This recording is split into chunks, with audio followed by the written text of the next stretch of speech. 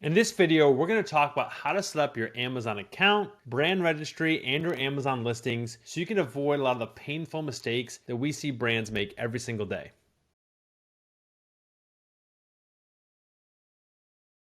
So if you're a new brand starting out on Amazon, it's really important to understand how Amazon works, and it's how it can be much easier if you do things in a certain order, and you can save yourself a lot of pain on the back end, right? So we're going to kind of break that down in a few different steps here. What does that mean? So if you're brand new to Amazon, one of the first things you want to have is a trademark, an active registered trademark, principal trademark as it is, a design or a word mark through the USPTO or another international agency. Amazon will list them out on their side of what those are, and have that active, like fully approved and active. And the reason for that is you can get access to brand registry, which we can talk about here in a minute. But you want to do that first, right? And if you don't have that, you can use what's called Amazon's IP Accelerator to get that trademark process started, but get approval for brand registry faster. So that's the first thing you want to do. The next thing, if your trademark's already active, is establish your Amazon Seller Central account and register your brand within brand registry. Typically, those can be done in the same workflow. You're going to answer a bunch of individual questions about yourself, and sometimes brands ask us, can you do this for me? No, it needs to be really done by that person and that principal. The reason is because Amazon, it's kind of like opening a bank account. A lot of fraud happens with new seller accounts. Amazon asks a lot of personal information from you, and you want to be the person that asks those questions. Sometimes they need identity documents from you. They'll actually hop on a video call to actually verify you are who you are. And so that needs to be done by you. So establishing your Seller Central account, enrolling your brand. If you don't have that trademark yet, after you establish your Seller Central account, you can use Amazon brand, the IP Accelerator, to get access to brand registry. Brand registry is going to give you a litany of tools to be able to optimize and grow your sales in Amazon. It's pretty much a non-negotiable now. If you want to be successful in Amazon, you have to have access to brand registry. So once you've got that all established, then you want to create your listings. So very important when creating your listings to understand there are a few values that cannot be changed after you've done this. We have brands that come to us all the time and say, oh, I started selling under this, but the brand name's wrong, or I started selling this product, I already have 50 reviews, but the UPC is incorrect. So those are the two attributes,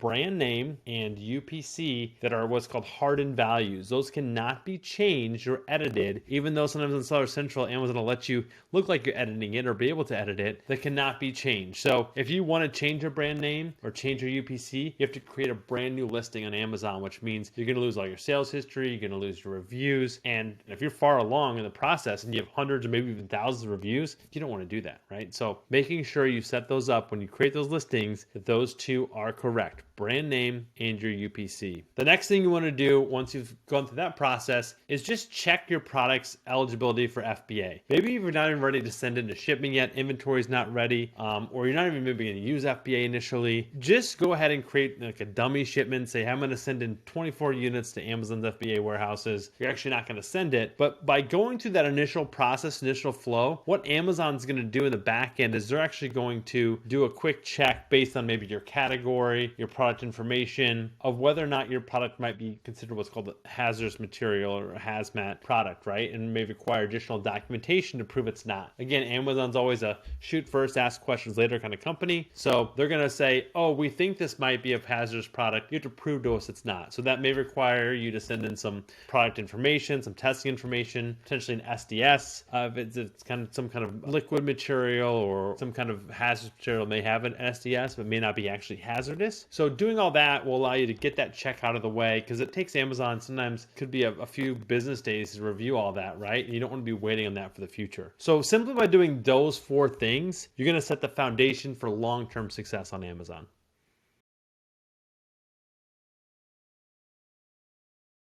Okay, so we talked about what to do if you're a new brand on Amazon and how to get all that set up and everything like that. But what if you're maybe taking over an existing listing that maybe a third-party seller has been selling and now you're taking over directly as a brand, or maybe you want to launch a new product yourself, right? So we'll talk about those steps, what kind of needs to be done in the correct order. So first of all, creating your listings. We kind of talked about this previously, but I'll mention it again. The biggest things you want to understand that are hardened values that cannot be changed when creating those listings in Amazon's, your managed inventory, is your UPC code and your brand name. So make sure those are tied to directly what they need to be. Also, when you're creating those new listings, if you've already registered your brand on Amazon, you'll typically, when you start typing that in, you'll see your brand show up as a drop down, and make sure you select that drop down so Amazon can easily tie that listing into your overall brand. Otherwise, you can manually do it. Typically the spelling is the same and everything, but it can be an extra step in the process. So the next thing is going to be, you create the listing, now you want to create the content for that listing, right? You want to make sure you have a complete, amazing, great looking page, so when a customer lands on your product page on Amazon, they're going to want to buy your product. So when I say complete, great looking page, what does that mean? So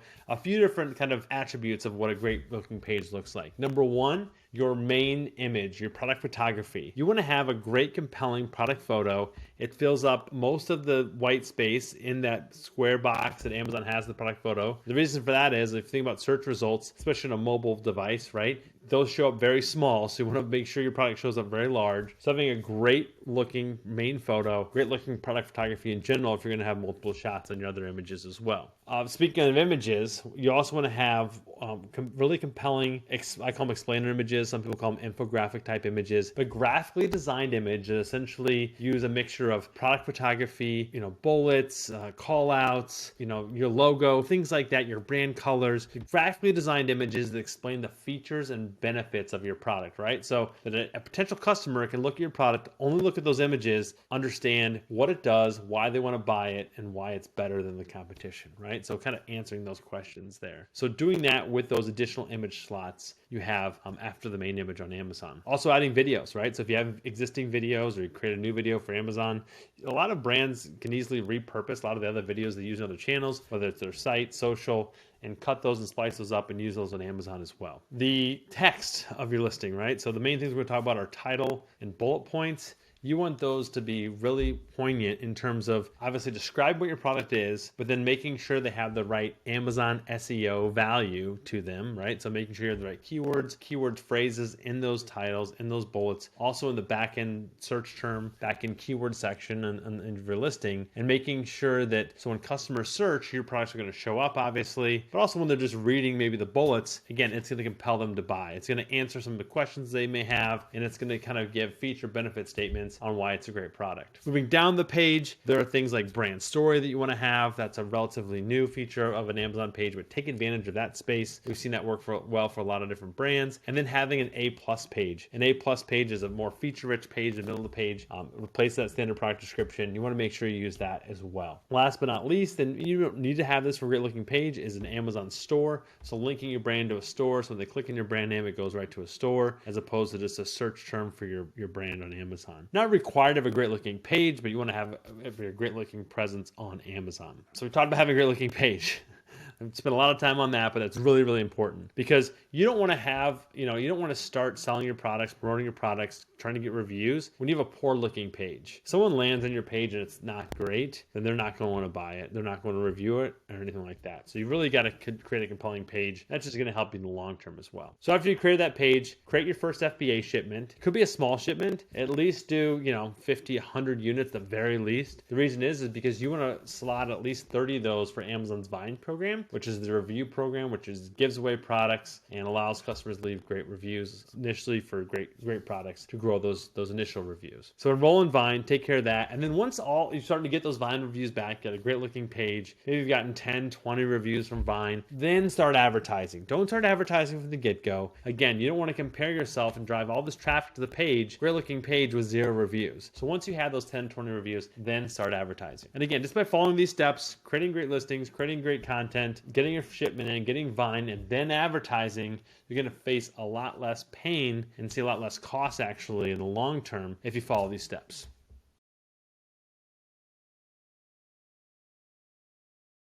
Okay, so let's talk about your products already on Amazon, right? So maybe you've been out there selling it yourself, maybe someone's been selling it for you, and it's already on Amazon, and you really want to focus on it, start growing, sales and the presence of the product on Amazon. So first of all, improve that product page. You may have some initial content out there in terms of imagery, explainer images, infographics, an A+ page, title, bullets, all that good stuff. But is it the best it can be, right? We talked to a lot of brands where you look at their website, you look at their social, great look and feel of the brand, brand. They invested a lot into it. You get to their Amazon page and it kind of feels like, you know, second-class citizen, like it hasn't gotten the attention it deserves as far as creating a great looking page. So we've already talked a little bit about this previously in the video, but having things like great title, great bullets with SEO value, having a great main image, product photography, really sharp, looking on a white background, fills up most of the image, having amazing infographic, explainer type images that tell the features, benefits of the product, having a brand story, having an A+ page, and a store as well, especially if you're launching multiple products on Amazon and have a breadth of a catalog you want to promote. Having that store is crucial. So again, a great looking page. You want to improve that if you're taking over, really refocusing on growing sales on Amazon. The next thing to look at is cross-sell opportunities, right? So increasing customers' average order value, right? So getting them to add not just that product to their cart, but maybe other products to your cart. So, you know, there's relatively new in the last couple of years is virtual bundles, where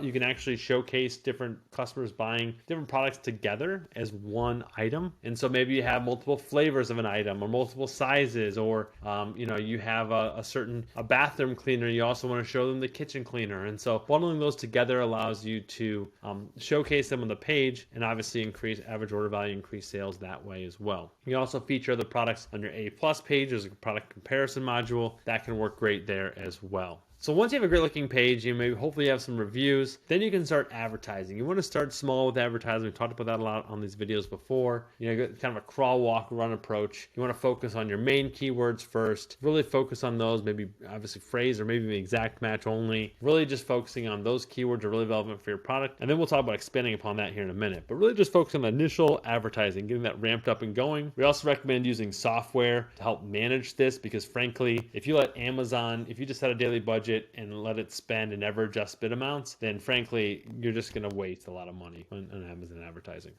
After you have advertising going, you want to get some kind of review requests going, doing within Amazon's terms of service, obviously. Amazon still allows you to message customers to their platform. There's also software out there that automates the request a review button. We've shown that to have a positive impact rate on a review rate, sometimes 2 to 3 times what it is organically. Time will tell if it'll maintain itself, but it is important to have. Again, there's software out there that can help automate some of this for you. Then expand upon advertising, right? You got to come to the initial things, start expanding your advertising reach, right? Doing maybe more product targeting campaigns, maybe some sponsored display in there. But again, be very careful adding things in. You don't want to add too much at once. You're going to overspend, but just testing things and seeing what it looks like time after time, and making assumptions, looking at the results of those tests or those new campaigns you're running, and seeing where you can double down, invest more, or maybe cut back and scale back ad spend in those areas that aren't working. All that's working, right? You're starting to grow your advertising. Then it's really about growing kind of your brand followers. There's some really neat tools that are coming in 2023 where Amazon's going to allow brands that have a certain number of followers, right, to actually engage with those customers, right? So message them directly. And I expect that to kind of keep expanding. You know, Amazon's putting a lot of focus on this. So expect that to really be a big focus area in 2023. You want to start that now by getting brand followers through your store, through Amazon posts, using things like that. And so that's a great way. Following those steps, great way to get traction on an existing product that's already on Amazon. So in this video, we've talked a lot about the order of things, right? And how to do things in a certain order on Amazon.